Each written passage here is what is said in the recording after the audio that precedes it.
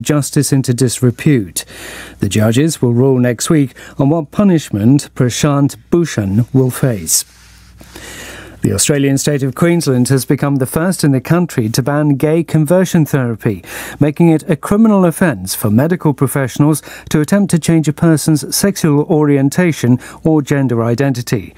A study by Melbourne's La Trobe University in 2018 found the use of gay conversion therapies was pervasive among religious communities in Australia and New Zealand. BBC News. 明天的希望无限，听见台北的人情味，全世界活力在线，全都在台北 Radio。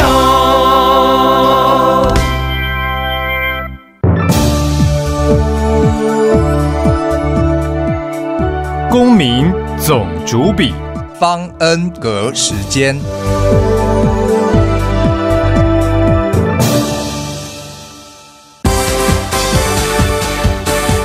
当家抢先报，你不能不知道。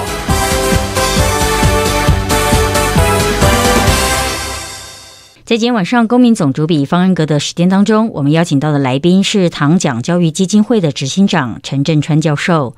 唐奖在2012年由伊衍良博士创办，最近才颁发了永续发展、生技医药、汉学以及法治4大奖项。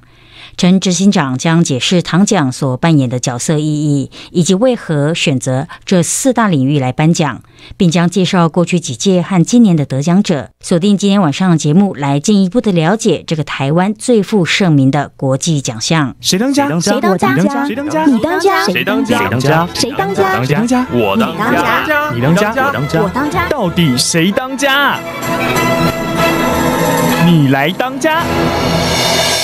Welcome to the Residence Messenger program on Taipei Broadcasting Station. I'm your host, Ross Darrell Feingold. Today, our very special guest is Dr. Jessie Chen of the Tong Prize Foundation, the CEO, also Professor Emeritus at National Taiwan University, among your many prestigious achievements, Jessie. Yes. Welcome to the show. Ross. Hi, everybody. Yeah, 我是陈振川。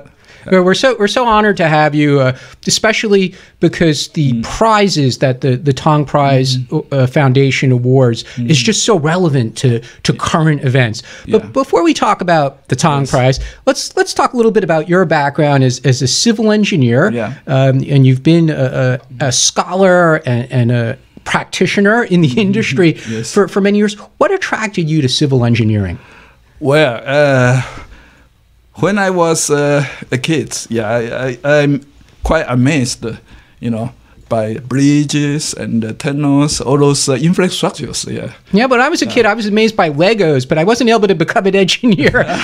Was it difficult to become an engineer when you were growing up? Was that just a very very high standards in Taiwan to get into that field? Well, many people say yes, since you got to have a good sound background in the math. Yeah, so. Well, civil engineering is indispensable from the development of human civilization. So, and it is regarded as the cornerstone and the engines of economic and social development of Taiwan. So, and I'm quite lucky that I have a good career in civil engineering. And not only did you have a great career in civil engineering, but you've been a faculty member at National Taiwan University teaching engineering. Tell us a little bit about what makes Taiwan students of engineering great. What's special about Taiwan engineering students? Good questions. Taiwan is an island surrounded by the sea with high mountains. It has a limited living area and a very high population density. Okay, and Taiwan is considered to be a country with the high risk of natural disasters, maybe number 1 in the world. So we have many challenges, such as strong earthquake, very frequently typhoon, and heavy rainfalls and landslides. Yeah, so coupled with a lack of natural resource, almost all energy we need to report from abroad. So under this kind of situations, how to make the best of the materials, and also you have to face the great challenges of natural environment. As well as make the buildings energy efficient as well. Yeah, so that's why we had to provide the basic fundamentals trainings to our students in order, they can meet the challenges. Yeah. Now, do you find that as the years go by, is civil engineering a subject area that young people in Taiwan continue to be interested in, or are you, as somebody who's been the leader of an engineering department at the university, are you finding it difficult to attract younger students to this field? Yeah, well, you are right. Yeah, but it's a similar situations when the economic development in a country is developed. Yeah, usually the engineering students are less. Yeah, boy, people want to sit in an office and just make money, like being a banker or something like that. Yeah, banker and lawyers, and you see, and also it's much tougher to be an engineer. Yeah. So how do you change that? How do you get more young people, people who are 15, 16, thinking about what they'll study in university 2-3 years later? Yes. How do you inspire younger people to get interested in engineering? Well,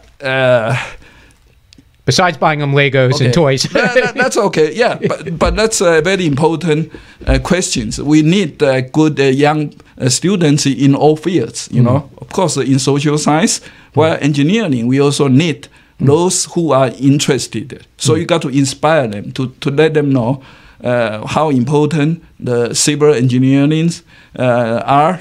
Yeah, especially what kind of contribution they can do for the human society here and also to the world. Yeah, that's an excellent point, because you've also been involved, Jesse, with many international organizations related to civil engineering, and you've served on and you've attended meetings representing Taiwan for civil engineering. What do you learn from those experiences when you go to international meetings, international organizations of civil engineers, as a representative of Taiwan? Why is it important to do that? Oh, okay. Yeah. I'm also serve as the chairman of the Asian Civil Engineering Coordinating Council, while U.S. is also a member of this council. And the civil engineering profession needs to accumulate experience and operate by teamwork. The engineering organizations help to promote and advance the science and the practice of civil engineering and the related professions for sustainable development among the member institutions in different countries. So through these international organizations, that will help to improve, extend, and enhance activities such as the governance of engineering system, infrastructure construction and management, preservation of environment and natural disaster prevention. And all these are very important tasks for engineers. And when you represent Taiwan at these organizations, I'm going to ask you a tough question, Jesse. No problem. Do you get to go as Taiwan, not as Chinese Taipei, or what are these other fuddy names? Do you get to be called Taiwan in these organizations? Okay, in some organization, we should use Chinese Taipei. Even in the engineering field? Yeah, and some even have to go to Taiwan, China, but in some organizations, we still use Taiwan. Can't the engineers put aside the politics and just deal with the safety issues and the standards issues without politics? When you talk about global labor organizations, it's always connected to the United Nations. So they create a problem. Usually they had to stick to their principles. So can't avoid the politics then. Yeah. Now, right. Speaking of politics, Jesse, you've also served in government. And we don't want to have a discussion about which party is better. We don't want to talk about that. Okay. But you've had many different roles in government based on your experience as an engineer, some related to reconstruction after natural disasters such as typhoons. What could you tell us from your perspective and your experience as an engineer? What does government in Taiwan do best? What does it do well for the people? I think we have a very good health and education system. From the perspective of public constructions and environment and energy I'm familiar with. I think infrastructure constructions such as transportation, water resource, and energy provide quite reliable, good conditions for people and industries. And environmental conservation has also improved considerably. However, in the face of climate change and aging society, there are still many challenges in how to pursue sustainable development, including better energy policy, maintenance and renewal of aging infrastructure, and climate change adaptation and natural disaster prevention and mitigation. So we always have a lot of work to do, and we expect our government to work hard. But there are a lot of excellent people, such as yourself, in government who are trying to make improvements to some of those things you mentioned. You mentioned energy in Taiwan has to import energy, and there's a debate about nuclear and wind. The government's investing in wind and offshore wind, onshore wind. Water. Sometimes there's droughts, and we have to ration the water. I mean, is that going to be is water resource going to be a future problem, or is Taiwan going to have solutions for that? Well, for sure, we will have a problem in the future, since we have near around 65 dams in Taiwan. That is the facility to block the water, since we have a very steep slope. Or if we don't do so, all rainfall go to the sea. But many of them are aging. And so we rely on the supply from the dam and also the underground water. But we got to keep the rainfall. So the dam, we have to have a very good maintenance, and also because there's no room to build more dams, right? Well, that's right. But people, they don't like dam. They even want to tear them down. But without Free Trade Dam, in the Taipei, I think 10 or 15 years ago, we already let out the water. So. I remember 10, 15 years ago, there were some years where office buildings had to turn off the water in some of the bathrooms, and very, very serious restrictions. So it's a big challenge. What about the pipes? People say the pipes are very leaky as well. They're too old. They need to be replaced. Aging pipings is a problem, but right now, it depends on whether we can increase the price. No, we can't do that. Nobody wants to pay more. So, same with electricity, right? Nobody wants to pay more, right? But anyway, pipe maintenance is very important. So all those things you mentioned with regard to sustainable development, energy conservation, things like that brings us to the Tang Prize, because sustainable development is one of the prizes in the Tang Prize Foundation. But tell us a little bit about the founder, Mr. Samuel Yin Liang. Why did he establish the Tang Prize? What was his motivations? The Tang Prize is an extension of Samuel Yin's commitment to education. Investment in education is a cherished legacy passed down to Dr. Yin from his father.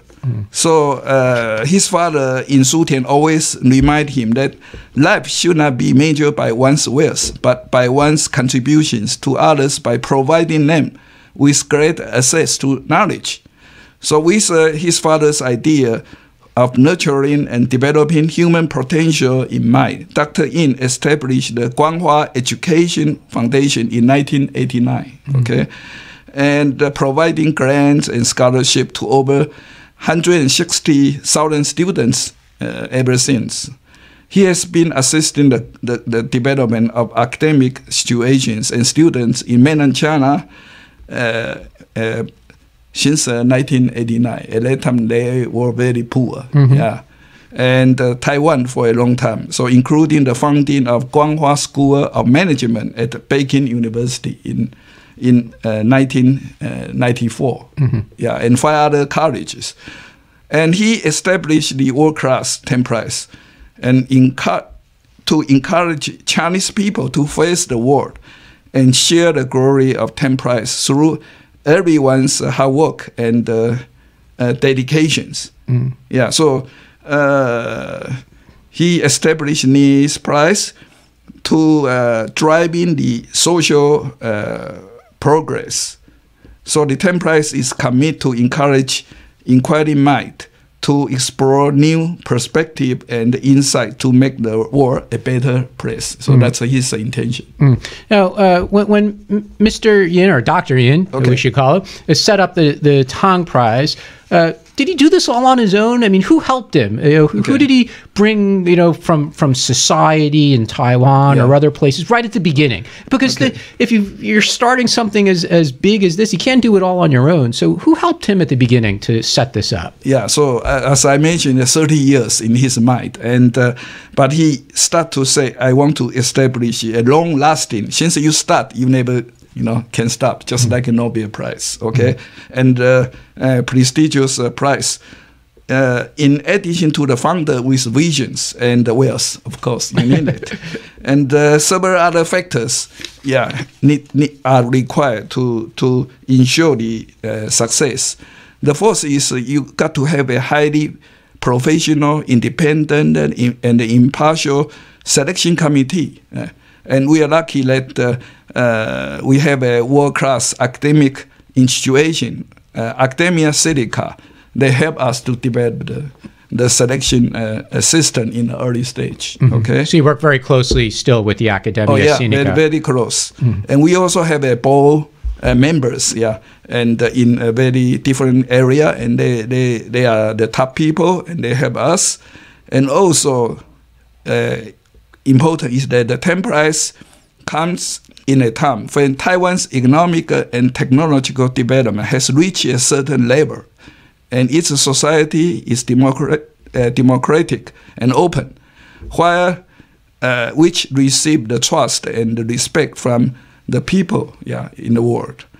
And also, it comes in an era where social science is getting important for the changing world. So the timing is good, and for Taiwan and also to the world. So from what you're saying, it sounds like when Dr. Yin started the prize, the reaction from people was very positive. Was there anyone back when he started who said, why are you doing this out of Taiwan? Nobody knows Taiwan around the world. Taiwan's a really small country. Why are you going to have a prize? I mean, what was the reaction from the government, for example, or from other industry leaders? Dr. Yin's an industry leader. Did everybody say great idea, or were there people who said, why are you doing this? Do something else with your time and your money? What was the general reaction from key people?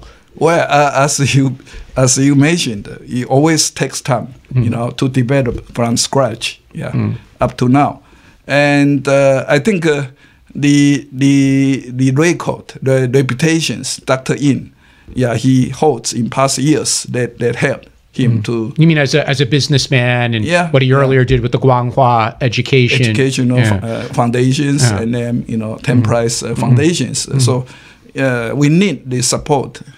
In a very high prestige academic people to help us. So we work along that in a very sturdy, very good form steps. When you work on the fourth round, and you select the best people in these 4 categories, and then people they have 10 prize, they start to know. Over time, over several awards, then several cycles, people start to know. They see the standard. And of course, the world is very big.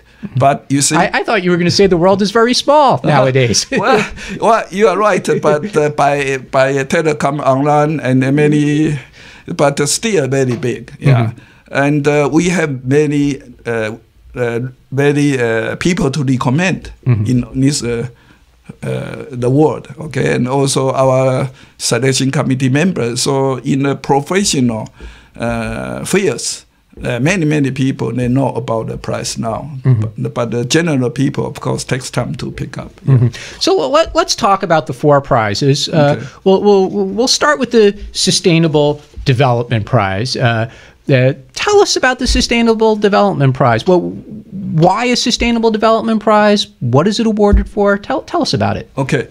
Sustainable development is the most important issue now. But of course, all 4 prizes are equally important. Oh, right? you are right. You are right. But anyway, but this is we have a agenda 21, and then right now we have 17 UN sustainable development goal to pursue, and of course we honor this award to the people who made extraordinary contribution to the sustainable development of human society. Now for people who are not scientists, they don't really know what sustainable development is. I mean, how would you explain it in simple words? You're giving someone an award for sustainable development is because they designed a new kind of energy production system, or they helped an island avoid being overrun by rising sea. What does it mean? I mean, just in simple words, what does sustainable development mean? Simple word, sustainable development was defined by the godmother of sustainable development, Gro Harlem Brundtland, former Norway Prime Minister. He said we should not use too much. We cannot sacrifice our future generations. What they need. And the sustainable development was based on three important legs. One is social justice, environmental conservation, and we also need the economic development. So that's the definitions. Anyway, you had to be careful. You should not use too much. Should not waste too much. Yes. Now, another one of the prizes is the biopharmaceutical science, which is certainly important when we're all worried about the COVID-19. And again, not all of our listeners are scientists, and I'm certainly not a scientist, Jesse. So, biopharmaceutical science. What does that mean? Okay. The technology in the life science and also in the biotech develops very rapidly.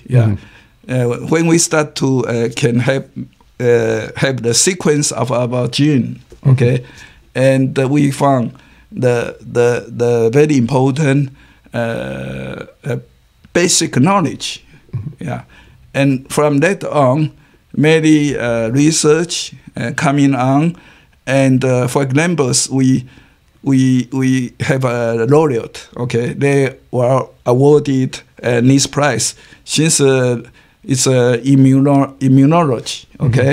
And also the gene editing. They can do the editing just like you use a computer editors to do that. And this time we also have a laureate. They found how to control the when you have some attack from the outside, and our T cell, we kill the disease or virus. But during that process, you have some kind of actions developed. So sometime in the future, when somebody designs a vaccine for COVID-19, are they going to win the Tong Prize for biopharmaceutical science? I think so.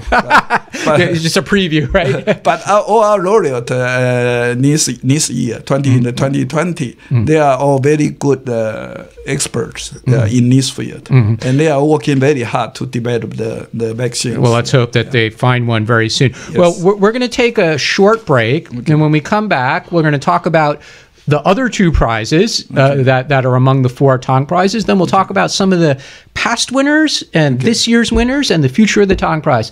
You're listening to Residence Messenger on Taipei Broadcasting Station.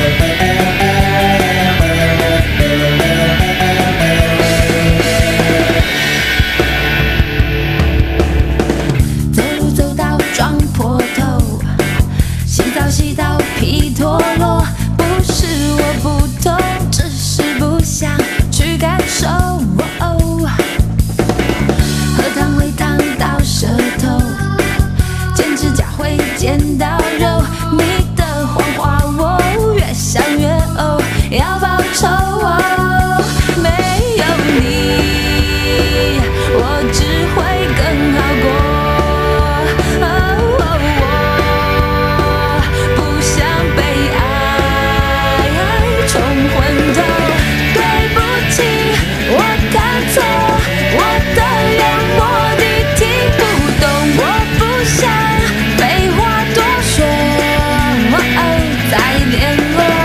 对不起，算我错，早知道你不适合我，我好想对你大声地说，说再联络。I feel good, I feel fine， 没有你活得更愉快。I feel good, I feel fine， 呀呀呀呀呀呀呀呀呀！对不起，我看错，我的幽默你听不懂，我不想废话多说，我爱再联络。对不起，算我错，早知道你不适合我，我好想对你大声地说，说再联络。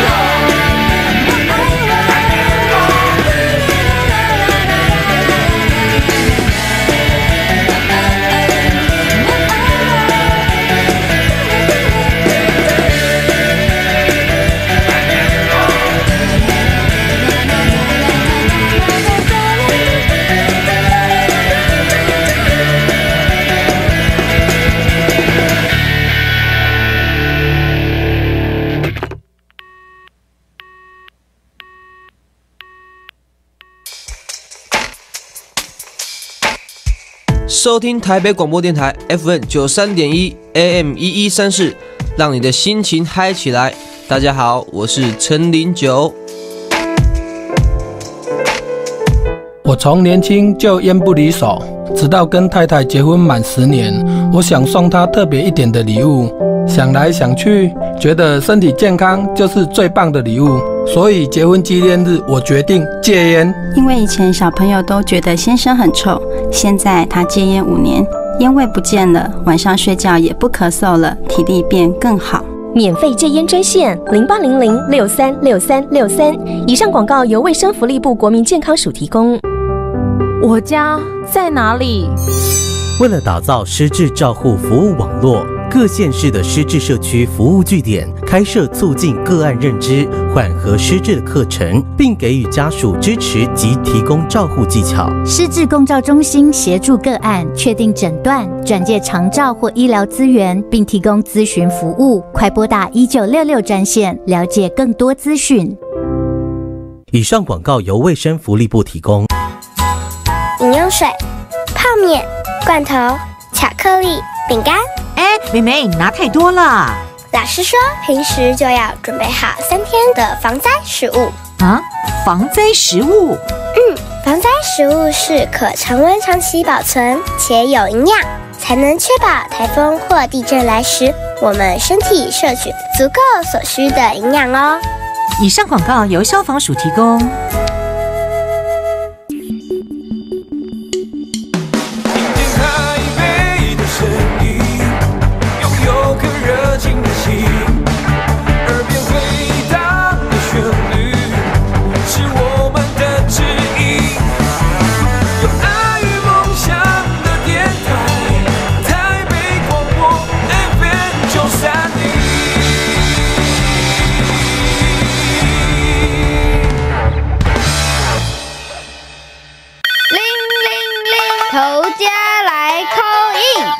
Welcome back to Residence Messenger Program on Taipei Broadcasting Station with your host Ross Darrell-Feigold and our special guest today, Dr. Chen Zhenchuan, Jesse Chen of the Tong Prize Foundation, the CEO. In fact, before the break, we were talking about the 4 different prizes of the Tong Prize Foundation. We talked about the Sustainable Development and Biopharmaceutical Sciences. Let's talk about the other 2 prizes. Tell us about the Sinology Prize. What is it awarded for? Okay. Sinology is related to the cultures, okay? Yeah, Dr. Yin liked to see the exchange of the culture between East and West, and I think he thinks it's very important to the world. So that's why he established the Sinology Award, and he wants people to know more about China and its related field, just like how Chinese thought, history, and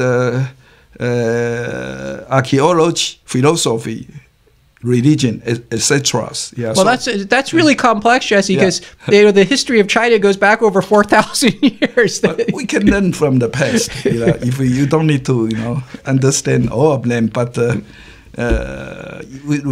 indeed we can learn from the past. Mm-hmm. Yeah, so. And sinologists don't always come from China or Taiwan, correct? There's sinologists and experts all over the world. Yes, yeah, but it's related to China or Chinese. Yeah, it's so it's the main area is in that place. I'm going to ask you another tough question though, Jesse. Yes. Does anyone ever say why is a foundation in Taiwan awarding a sinology prize? Is that a controversy?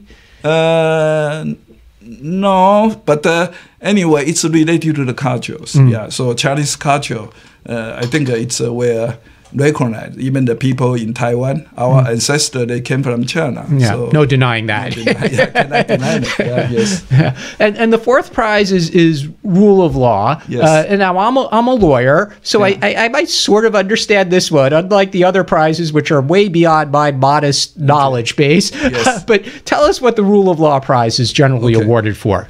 Okay, this is a very important prize, rule of law in the world. Since this is also the biggest prize, and we all know that rule of law encompasses due process and substantive justice and champion peace, human rights, and sustainable in order to serve the common good of human and nature. Yeah, so the 10th prize in the rule of law recognize people or institutions who have made contributions to the rule of law, reflecting not only the achievement of not only maybe legal theory or practice, but also the realization of rule of law in contemporary society through the influence and inspiration of the work. Yeah. So they don't necessarily have to be a lawyer to win this prize, right? Because you said maybe bring about change in society that's related to the rule of law, institutions. But they had to use the method of law, in order to make it. Otherwise, maybe something like a peace award of Nobel Prize, but it's not. You have to go by a legal process. And Taiwan is a great place to have that kind of award because this is a society that over the last 30 years has moved from a non-democracy to a democracy, where previously a small number of people made the decisions, and now decisions in Taiwan, generally, hopefully, are made based on rule of law. We make government decisions, policy. It's based on the rule of law. It's not based on what one powerful person says, right? Yes. So Taiwan's a great place to have such an award. Well, you seem sure. With you, of course. And I also hope the selection committee, maybe they can see the importance of some organizations, or even the governments, their effort, and they decided to honor the award to them. Now, you mentioned the selection committee, which brings us to our next topic. Tell us a little bit about past award winners. Well, the first year of the awards was, I believe, 2014. 2014. Yeah. So, and it's every 2 years. So tell us about 2014, 2016, 2018. Who were some special award winners over the years? Okay, let me point out 2 winners in biopharmaceutical science. It's Jim Edison from U.S. and Tasuku Honjo from Japan. They discovered 2 important proteins, and led to the breakthroughs in cancer immunotherapy, and they also won the 2018 Nobel Prize in medicine or physiology 4 years after. Okay, so the Tong Prize came first. 2014, and also exactly 2 persons at the same time. So it's the other one is Gro Harlem Brundtland.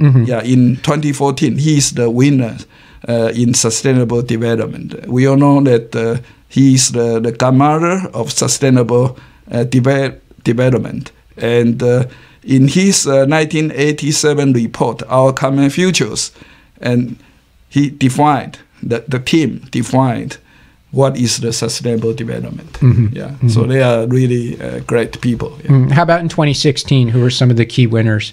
Oh, okay. 2016, I also appoint the biopharmaceutical science go to 3 doctors. Jennifer Downer from US, Emmanuel Charpentier from France, and Zhang Feng from US.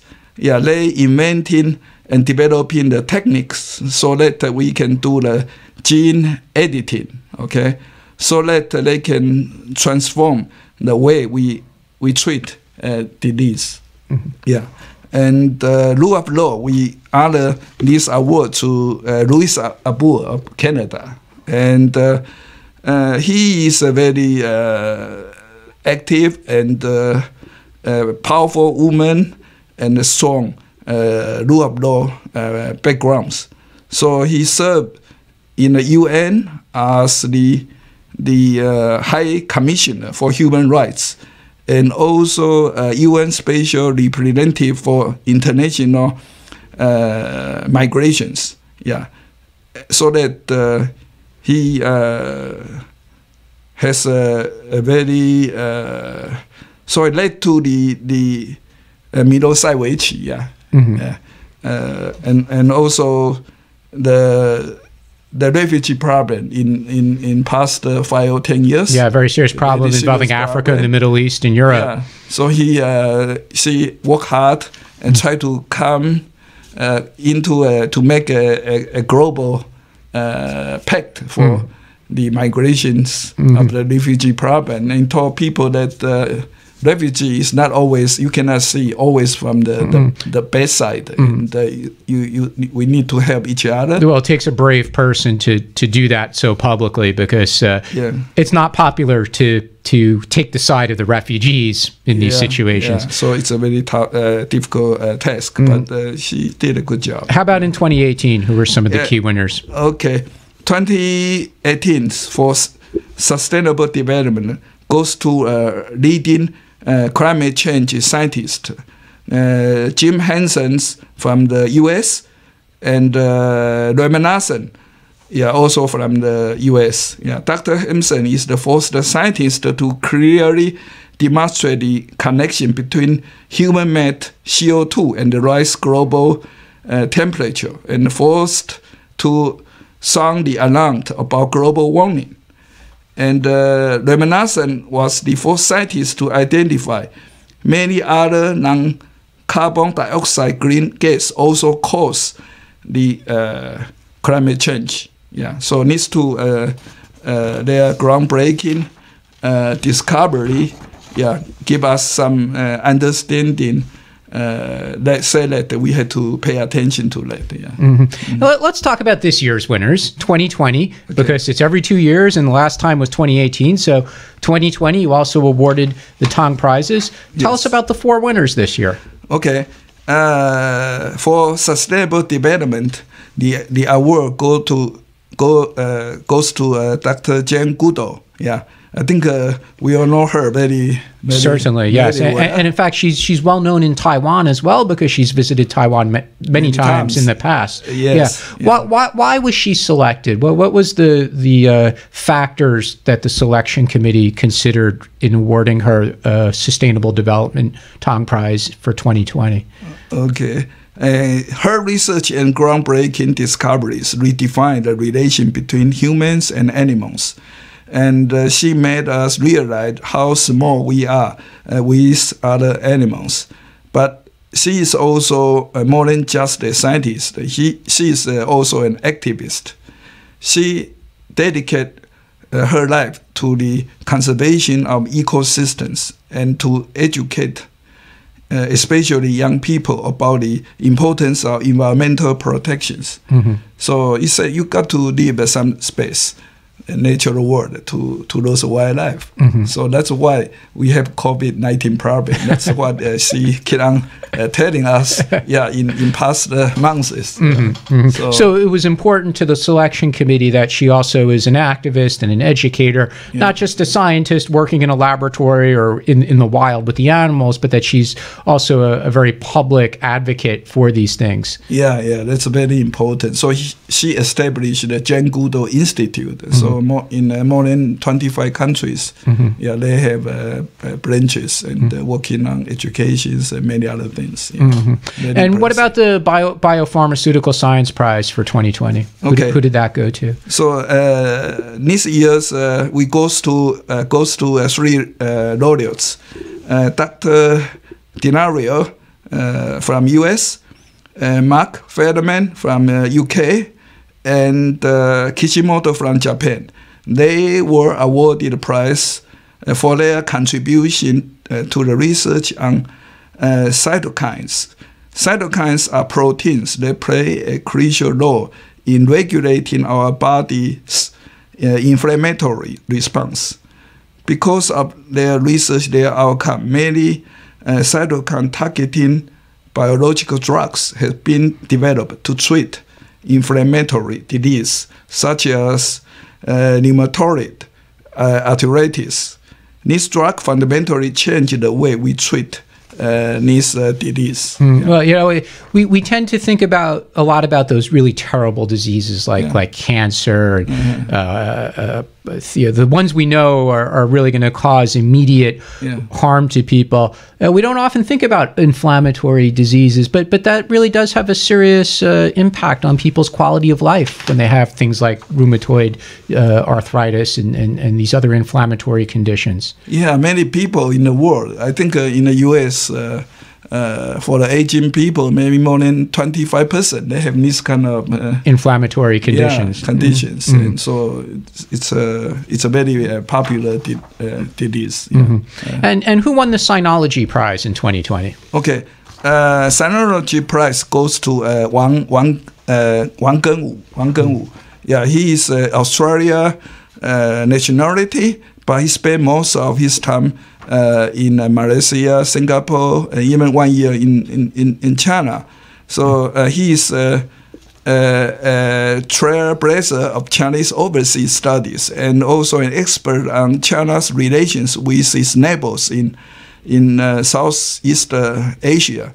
So unlike those who study China from an international perspective or those who study China relation to the West, he studied China from the point of view of both an insider and also as an outsider, because he is well educated in both in Chinese and Western academic traditions.